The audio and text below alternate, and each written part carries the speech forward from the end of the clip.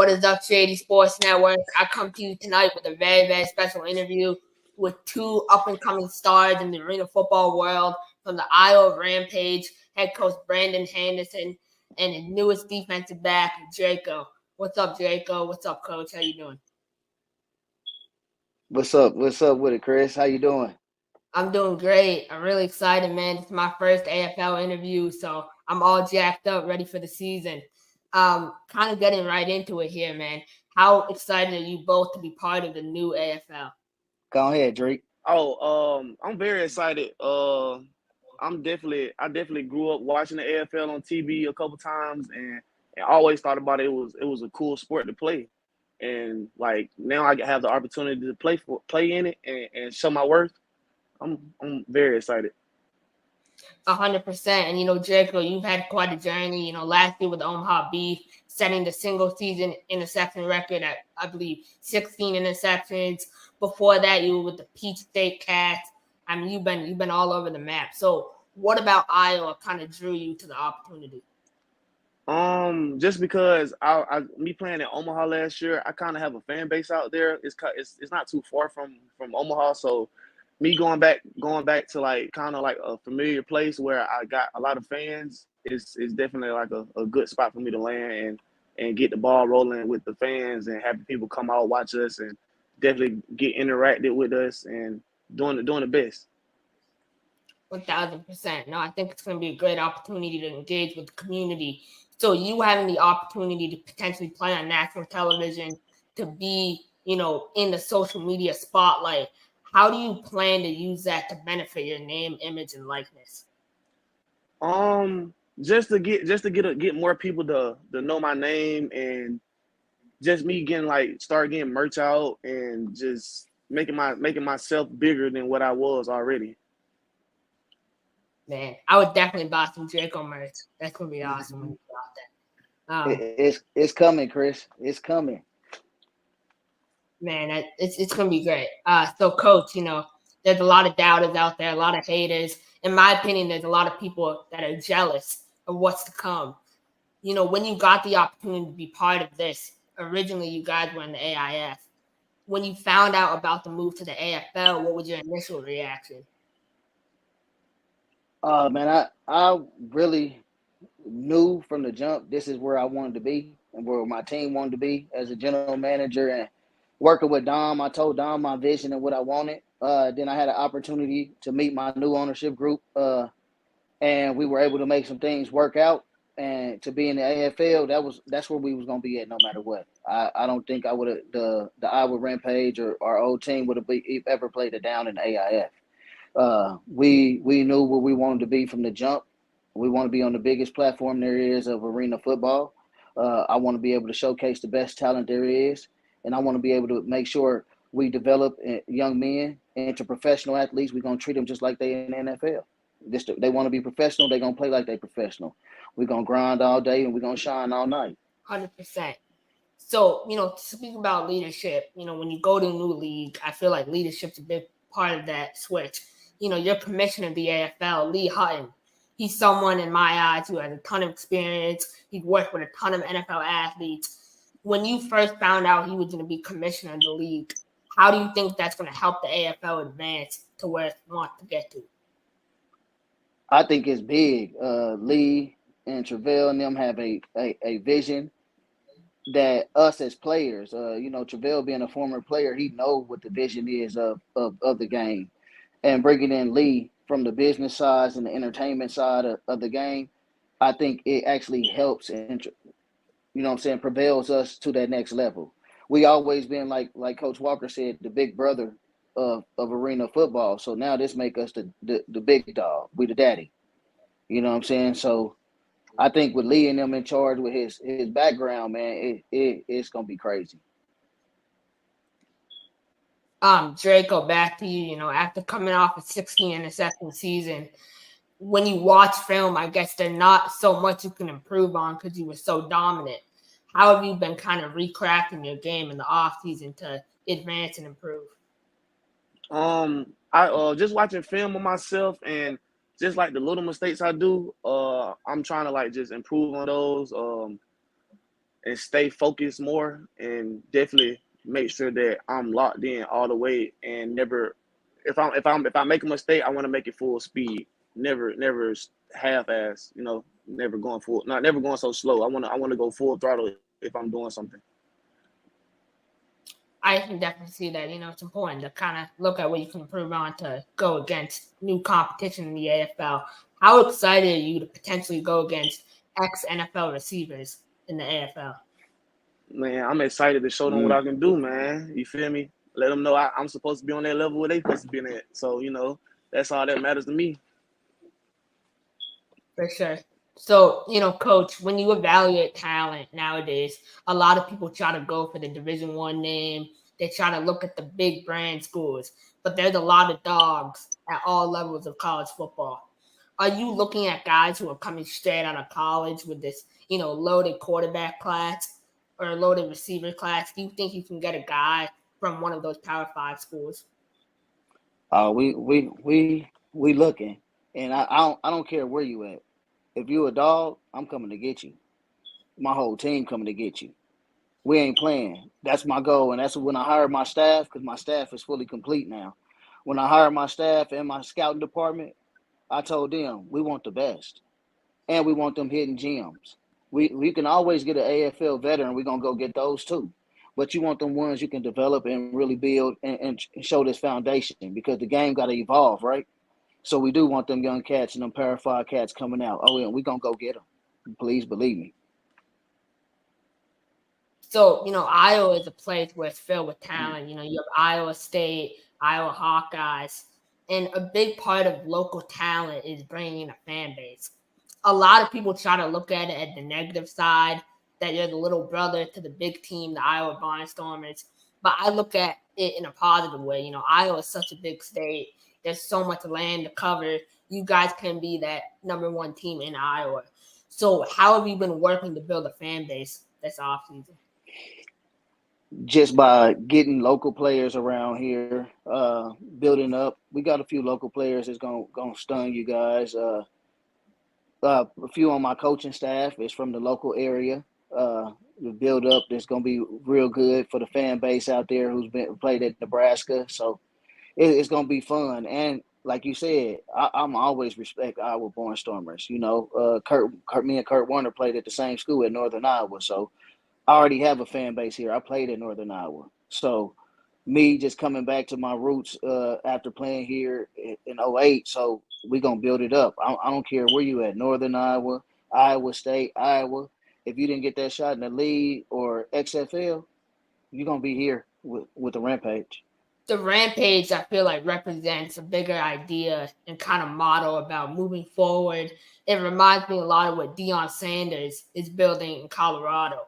When you look at what Deion Sanders has built over the last 7 weeks and this entire offseason, what's some things that you can take from him that you can apply to your program, and some things that you would do better? As far as marketing wise, we're going to push Rampage in your face. You're going to see us like you see the Colorado Buffaloes. That's how much my media team is going to push it. So we take that from him. My coaching style is familiar. I played at Deion Sanders' Camp U. You know what I'm saying? I was an MVP at his camp, so I seen him coaching firsthand. And he's a motivator. He's a player's coach. That's what I am. I played the game. I'm gonna give my players what they want, but I'm gonna treat them like they professional too, and they gonna do everything I ask for. It ain't gonna be a player on this team who ain't gonna run through a wall for me. And I'm gonna do the same for them. I'm gonna have their back just as much. So I love my players. As far as the aspect of the game, we're gonna be strategy wise. What I say I wouldn't do, as far as I'm not gonna have the big celebrities on the sideline. We're gonna play football first, and then we're gonna party later. I like that attitude. I think it's going to work out for you. And one thing of a dog that you guys brought in on top of Dreko, you brought in someone who I think is the best quarterback in all of arena football. I can say one of the greatest college football quarterbacks of all time from Marshall University, Rakeem Cato. When I found out you guys signed Rakeem Cato, that got me jacked up. I'm like, Rakeem Dream, man. He's amazing. When you got in contact with Rakeem, how fast did that process go with you getting him on the contract? Oh man, me and Cato just been rapping, man. Cato reminds me of him. We both did big things in college, but we had a bad off the field issues. So as far as us being black men, we get counted out as well by doing that. So him, I see how he's doing. I also do youth football heavy with YNC football, D1 football. We have nationally ranked teams that we deal with. I played in 2 youth national championships. One as a D coordinator, one as a DB coach. I have a quarterback right now in Kane Archer, who is the #1 player in class of 2026 as a QB. So we give back to the youth. Cato remind me of that. He's coaching a high caliber Florida youth national team. He's coaching high school football. I coach high school football out here at numerous high schools. This will be my last stint since I'm taking this job on. I told my coaching staff up at Staley that I'm actually going to go full time with this right here and dedicate my time to the team, but I'm going to still give back. Like I told Cato, we're going to give back to everybody. We're going to do camps, give back to the kids, to the community. It ain't going to be a place in Omaha, Council Bluff you don't see my players at, whether it's a parade, a little forum event, a country event, a hip hop event, we're going to be there. Whether it's a preschool, at a nursing home, we're going to be there. We're going to rub elbows and rub shoulders with everybody. We're going to make ourselves notice to the public. We here. We coming. We hungry. And they going to know. Welcome to the Bluff, baby. Man, you got me ready to run through a wall. I'm sad. Dreko, back to you. You're from Georgia. You're in Georgia right now. You have a ton of kids in your community that are aspiring football players. And I see you a lot on Facebook talking about how important the youth is to you. When you look at the youth now, what's the biggest thing you try to instill in the younger generation in your community? Having the want. Like you gotta have that want to do better. Because if you don't have that want, you won't do better. You gotta stand out yourself. So if you can't stand out yourself, like coaches won't see you. And being coachable. If you can be coachable, that's the best thing. That's the best thing you can do. Because a coach, if they can't see you, if you're coachable, they won't come to you. They won't even try to recruit you. And going into the 2024 season, when you look at how you can interact with the youth in Iowa, what are some things that you hope to accomplish in the Iowa community? Just going around teaching the kids, the best way to be a student athlete of the game. School first, always, because that's the most important thing. And then being an athlete, keeping your head in the books, make sure you stay out of trouble, make sure you hanging with the right crowd, and picking the right friends. For sure, that's really important.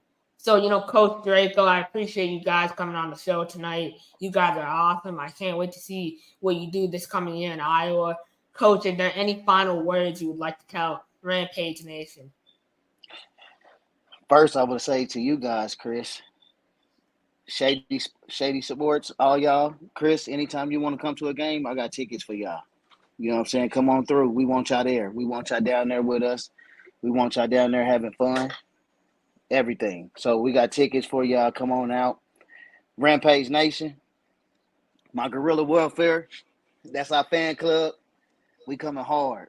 We hungry. We coming to Bluff. You heard what Chris said. We got arguably the best quarterback in arena football. You don't get too many quarterbacks that's the #1 passing quarterback in NCAA history over Johnny Manziel, Teddy Bridgewater, and all them.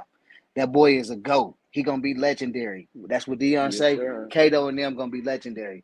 Watch us. You don't grind, you don't shine, you don't eat, you don't sleep. We coming. We putting everybody, women and children to bed, and we going looking for dinner. Welcome to the Bluff, baby. What about you, Dreko? Man, just come out, have fun, and come see this guerrilla warfare. And that's all we got for you. Come get excitement and a high-flying game. Well, guys, appreciate you guys again. I've said it so many times, but I'm beyond fired up. There's so many more words I could use to describe how fired up I am, but I need to keep it PG-13 for the fans. But it's going to be a great season. All the haters are going to be crying, man. They're all going to want tickets to the game. But, man, I'm all Rampage in. So, best of luck. We are the show, Chris. We the show. Yes, sir. The best thing on what they say Kurt Warner was the best thing on turf. If y'all want that, y'all want to see that, y'all better come on down here to Iowa, Council Bluff. Come to the Bluff. I'm sure you guys are going to be dominant on and off the field, and especially in the community. So, guys, again, best of luck. Have a great rest of your off season. I look forward to talking to both of you here real soon. Appreciate you, Sir, Chris. you too, Chris. Get in the game at BetUS, America's favorite sportsbook. Over 50 sports, live betting, online casino, horse racing, esports, and more. Start now and enjoy easy deposits, fastest payouts, and the biggest bonuses. And for over 25 years, BetUS is a name you can trust. Mention TV 150 now and get up to 150% in bonuses. BetUS, we've got your game. Call or visit BetUS.com now to join. What is up, Shady Sports Network? I'm back here with a very special guest tonight, owner of the Iowa Rampage, Mr. Trevor Burdett. Boss, how you doing tonight? I'm doing great, man. How are you? I'm doing great. So, diving right into it, the Iowa Rampage, newest AFL member. I mean, the AFL is back. It's the biggest deal in the market right now. How excited are you for this season? We're pumped. I mean, we've had multiple meetings with Commissioner Hutton and some of the other teams that are involved. And, I mean, there's a lot of hype. There's a lot of cool stuff they're doing. And some stuff that's already out there, some stuff that's still to come. And so we're excited to see what happens this year. It's going to be really great. And so one thing I've noticed about your team specifically is the type of players you've been able to recruit right off the bat. I mean, let's just get it started with Rakeem Cato, Dreko. Those type of guys are well-known names in the indoor space. How are you able to recruit such high-level talent being a new team? Yeah, well, I give a lot to our coaches. Brandon Henderson's a great coach. We got Matt Wells, who's not only a scout, but he's out there all the time coaching as well. So we've put a lot of faith and a lot of energy into those guys. And the AFL is no joke. I mean, you look at some of these leagues, like I was in the CIF last year. You're looking at a salary cap of $4,000 or $5,000 a week for these players, whereas the salary cap right now is about $75,000 a week. So you're looking at such a huge caliber of being able to bring in those better players, pay them what they're worth, get them taken care of. So we're definitely going to be bringing in some heat. For sure. And so, last year you mentioned you were in the CIF. You were part of the Topeka Tropics. Topeka had a long season. How would you assess overall how it went in Topeka last year? We were green. We didn't really know the ins and outs. We had some help from some of the other owners of the CIF. So that definitely we got thrown to the wolves. We learned a lot. I kind of learned, where we started when we took over the team was back in October, and with the season starting in February, we were already 5-6 months behind everybody else. So everyone's working on getting their players, getting their coaches, their staff, their sponsorships. They're working on that now for even next year. So we started well behind the goal, and it was a struggle, but we made it through. And now they're moving on. The other owners are going to continue on in the NAL, and I had an opportunity to take over this team, and we're moving forward. For sure. And so you had the opportunity pretty quickly to take over this team. For those who don't know, the Iowa Rampage were the River City Rage. They were in the AIF, and they came over. At what point did you start the process of buying the Iowa Rampage? Well, so for most of the past summer, I've been working with the AFL to try to find a location closer to the Topeka area. We had several deals that we were looking at for the Kansas City market. Unfortunately, a lot of those arenas, they didn't have the space at the time, or they didn't have the schedule that we could fit with. So we started kind of broadening that circle, going bigger and bigger. And then I had a friend, an associate up in Council Bluffs, reach out to me about the River City Rampage, or the River City Kings or Rage or whatever they were called. And they reached out to me and basically said that, his hands were full. He had 2 or 3 teams that he was working on at the time, and he just didn't feel like Council Bluffs was getting the love that it needed. And so it worked out well for us. And that's really interesting because Iowa is a great location for arena football. You see the Iowa Barnstormers. How do you guys plan to work with the Barnstormers to deliver good arena football for the fans of Iowa? Yeah, I mean, the best thing that we have right now going for us is the arena. If for those that don't know, we're playing at the Mid America Center. It's an amazing arena. It's actually managed by Caesars Entertainment, which is great because we've got the sports betting feature element of the AFL this next season. So we've got a great partner there with the Harrah's and the Horseshoe right next to the arena. And not to mention that the management there, they're really eager to get sports back in the game. So that's a huge aspect there.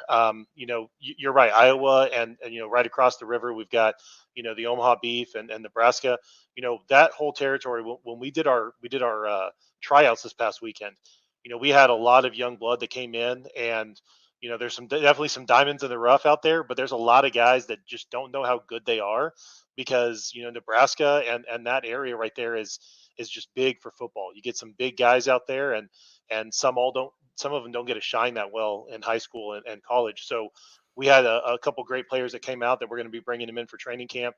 And then, we're hoping that with the universities up there, we got Bellevue, we got Iowa Western.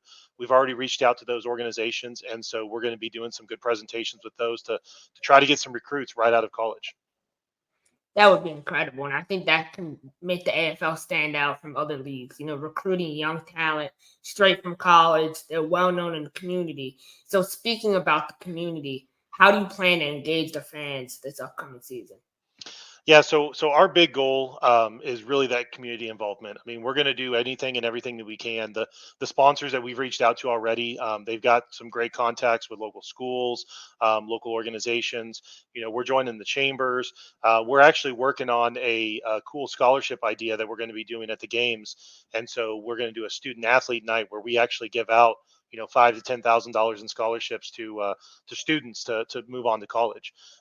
We've got the military. We have a great military connection up there, and so we're going to be putting on a great night for that.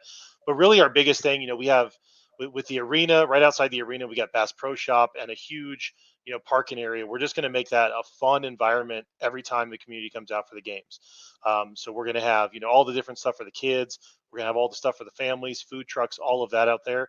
And then just with this level of talent that we're going to have, we're going to put on a great show. So I think that's going to be the biggest thing that sets us apart.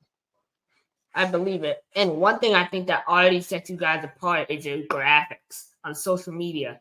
Those are so advanced. There's league pages that don't even match up with the graphics. How important was it when you bought the team to invest in a good graphics department? Yeah, so once again, I got to give a lot of credit to Brandon on that. He's got some great talent that's able to do all that stuff. We're working on some really cool ideas for our jerseys. So we're going to have some really great looking jerseys. The AFL is actually going to be providing us both with a home, away, and also like an alternate jersey. And so we're working on some really cool ideas for that. But the real big thing that we have with this is we've got to showcase the talent. These players, they are coming to get their name out there. They're coming to basically get to that next level. And anytime we can provide, awesome graphics, awesome content, and that's really the big thing that the AFL is going to be pushing a lot is content. They're not doing so much right now because they're working on some really great sponsorships on the back end, some great connections. But once they get the content out there, you're going to be amazed at what they put out there. So showcasing this talent is really what's going to make us known for the AFL, because anytime a player gets to that next level from the Iowa Rampage, we're going to get 10 others that want to come in knowing that we can showcase them just as well. It's almost building that network and that community around the team where guys see guys move up, and then there's other guys that want to join the team, which I think is really cool, and it can kind of help the sport as a whole. When you look at the landscape of the sport with the AFL coming in, you can consider it the third biggest league right now, but it wants to become that number one league. How would you assess the landscape of the sport as a whole? We're really going to see probably here over the next year and a half, we're going to see kind of where everything settles out. This first year with the AFL, just like anything, is going to be a trial run. There's probably some teams here that, we've all seen the comments on social media that some of these teams aren't going to necessarily stay in the AFL. There might be some shuffling around. But even with the divisions that they're building, we're going to be playing. There's a team up in Minneapolis, Minnesota. We're going to be playing the Kansas teams. We've got Chicago right in our backyard as well. So I really kind of see, as those divisions expand and how they build that, you're going to see kind of a better footprint for the AFL and how they break it down. Some of the teams, some of the classic ones, you got the Voodoo, you got the Soul, and the Chicago Rush, and all of those are coming back, which is going to be great. I don't know exactly how the IFL and the NAL are all going to fit in there, but I think you're going to see a pretty good tier kind of separating between those. You look at like the CIF and the AIF. At least last year, I don't know what their salary cap is this year, but you're going to kind of see that as really kind of your starting point for those young novice players, and then moving up to those better leagues. But I know that with everything that I've heard and with everything they've talked about, the AFL is going to have some great relationships, not only with those universities, but with even that next level.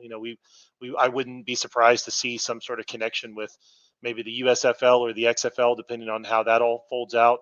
And then, of course, we've got the flag football coming up with the Olympics. So that's going to be another thing. And I believe, if I'm not mistaken, they're going to base that off of the Ironman rules. So going from the AFL straight into that Olympic arena, could be another jumping point for some of these players. The Olympics are going to be really cool. Fans can watch future Olympic athletes at your games. And I think that's going to make the AFL stand out, like we've been talking about all episode. Another thing I'm a huge fan of are the divisions. The divisions, I think, is the smartest idea. Like, we've been needing divisions in the sport for the last 10 years. It cuts travel costs and makes it easier for teams to play. When you found out about the division, how excited were you about that? Yeah, I mean that's travel's always a huge part that most people don't realize. I mean, last year from Topeka traveling up to Billings and Gillette, I mean, you're looking at a 14 to 16-hour bus ride. And that's horrible for the players because they're on a bus or whatever form of travel they're on. They can get cramped up. They don't get a whole lot of time to stretch and get warmed up. So being able to only have that, 5 or 6 hour bus ride or that 5 or 6 hour trip is really going to be big because that way they can stay fresh, they can stay limber. You don't have to worry about any crazy overnight trips on that end. And then it also kind of builds that rivalry. So you can have, Central versus East Coast, West versus East and all that stuff going on there, which is going to make the playoffs really that much better. I'm excited. They've talked about, having their playoff session where even some of the things like they're going to have, silver footballs for the playoffs and then gold footballs for the actual arena bowl, some little small details that really kind of make things stand out. That's what, I think is really going to make the package just that much better across the board. So this league and your team is definitely a huge endeavor. You have to believe in yourself to be able to go this far with this. How have you been able to keep a healthy balance on a day-to-day? Well, luckily for me, I've got a great partner, Mike Taliaferro. He's co-owner with me, my VP. Luckily for me, I've got my family here, and my wife just actually went back into the office, so I've got to be here for half the week. So I'm doing a lot of remote work. But he's really my boots on the ground. So he's up there meeting with sponsors, meeting with the chamber, making all the deals with the arena, kind of getting all that stuff, and then I'm really supporting him back here. Our coach Brandon's actually in the process of moving up there as well. So we're really going to have that foothold of a group of individuals right there in the area working. And then, with today's technology, just like we're doing now, I mean, I could be anywhere at any time. So it's only a short drive. I mean, we're looking from Topeka there. It's about 2.5 hours. I can be there, have 5-6 meetings with sponsors and be back home in time for dinner. So it's not like a huge distance, but we've got some great relationships. I've got, rooms up there for the guys and for all of us. So it's really going to be a little bit of a struggle starting off, just getting our name in the community. The Omaha Beef have been there for 20 plus years. So really kind of stepping into that community, that's the biggest hurdle we have. But luckily the sponsors we've met and the people in the community that we've met, they're excited to have kind of their own thing. The Omaha Beef has already been there and they've been there forever. And Council Bluffs really doesn't have their thing right now. And so we're hoping to build that rivalry, and who knows, we might even see a scrimmage game or two going on. So That'll be a lot of fun. And I love that local flair. It's so important when building an arena team. Well, Mr. Burdett, it's been great having you on the show tonight. My final question is, what is your biggest goal for yourself and your team this upcoming season? Everyone out there, they want to win. They want to make it and get that going. My biggest thing really is to kind of build a stable foundation in the community and let people know that we're here to play, that we're here for the long haul. We're not going anywhere. We really want to be close ties to the community, and I want it to be one of those things that when people think about sports and they think about the sports in the Iowa area, they don't just think of the Barnstormers. They also think about us. And so I think that we'll be a really good competitor for them, and we'll kind of build our own path there.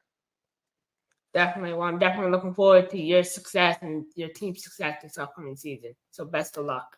Thanks, man. I'm a game changer.